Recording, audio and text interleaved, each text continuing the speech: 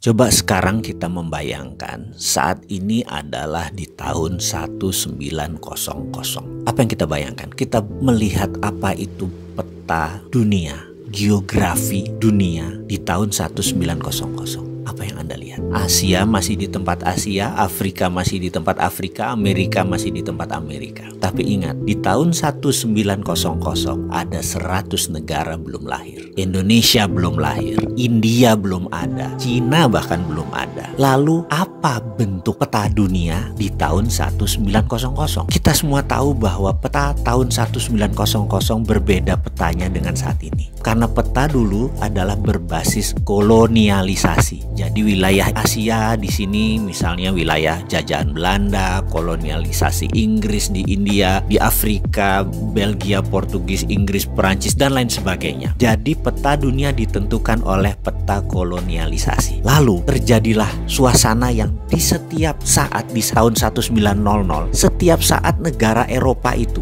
yang melakukan kolonialisasi di mana-mana, hampir perang di semua wilayahnya. Belgia hampir perang sama Inggris di wilayah tertentu, Portugis hampir perang sama Perancis di wilayah tertentu, Belanda perang dengan Inggris di wilayah tertentu. Itu membuat tahun 1900 adalah suasana yang sangat tegang. Itu terjadi. Lalu Inggris waktu 1900 memutuskan kalau terjadi perang pada saat itu mereka bisa dikatakan yang paling berat karena wilayah mereka yang paling besar. Lalu mereka memutuskan ada baiknya mereka mencari ally atau teman negara lain yang berpihak kepada mereka, aliansi atau sekutu. Mereka terfikir dengan Amerika, sebuah negara independen, kaya dengan minyak, kaya dengan teknologi, dan tidak dijajah siapapun dan tidak menjajah siapapun. Inggris sangat tertarik untuk bergabung dengan Amerika. Lalu dikirimlah delegasi tahun 1904 ke Amerika. Kemudian delegasi itu pun dibawa oleh Inggris ke Eropa. Delegasi Amerika melihat Eropa. Dan disinilah kesalahan Inggris yang pertama. Karena ternyata otaknya orang Amerika mulai terbuka pada saat itu. Dimana pada saat itu teknologi Amerika bisa 30 tahun bahkan 50 tahun lebih maju, lebih advance daripada Eropa. Buktinya senjata perang dunia pertama itu masih banyak yang locok, masih banyak yang satuan. Sementara bedil atau senjata koboi itu sudah revolver, sudah muter sendiri. Perang saudara di Amerika dan perang zaman koboi itu membuat persenjataan Amerika lebih maju dari Eropa. Kemudian juga perminyakan. Amerika jauh lebih maju karena sudah ada kerosin atau minyak tanah, sudah mau terbit gasolin, bukan sekedar minyak mentah. Bahkan 1906, 1 jam Amerika bisa menerbangkan pesawat dalam New York Festival 1906. Eropa masih belum tahu apa itu dengan pesawat terbang. Apa yang terjadi oleh Amerika? Ternyata sejak saat itu Amerika punya grand plan, ingin menguasai dunia. Caranya dengan membuat Eropa hancur. Ini menarik karena itu perang dunia pertama terjadi, Amerika memang bantunya kecil, memang ingin hancur. Kemudian puncaknya sewaktu 1933 begitu Hitler Nazinya sudah mulai menguasai Jerman dan sebagian Polandia, dia sudah mulai menyerang. Amerika diajak masuk itu oleh Inggris untuk membantu Eropa adalah di 1939. Amerika nggak maju-maju banget, setengah-setengah hati aja. Kenapa? Karena memang Amerika ingin Eropa hancur. Lalu full Amerika mau masuk adalah ketika mereka melakukan strategi yang luar biasa, di mana di tahun 1944 mereka mengadakan meeting di kota kecil di utara Boston yang namanya Bretton Woods. Di kota inilah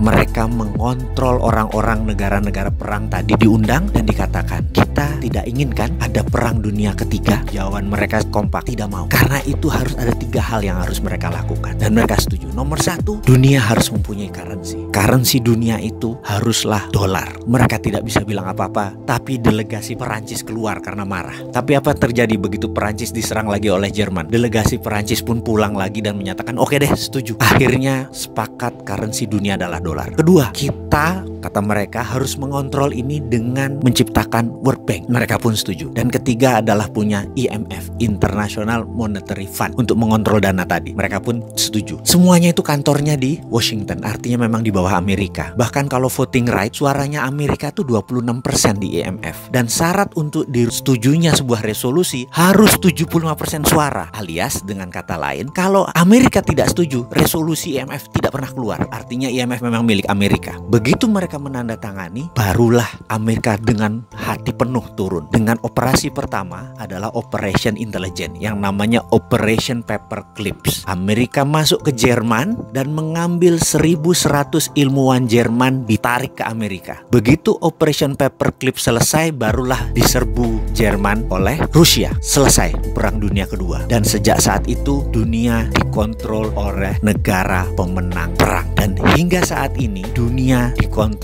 oleh negara pemenang perang. Jadi kita semua ikut aturan mereka. Tapi ada yang baru. 5 tahun terakhir sejak tahun 2013 ada penantang baru yang namanya Cina yang menantang hegemoni pemenang perang dunia kedua tersebut. Itu sudah terjadi. Sekarang Indonesia bagaimana mainnya? Indonesia itu mau ikut siapa sih ke depannya? Kalau saran saya tetap garis lurus.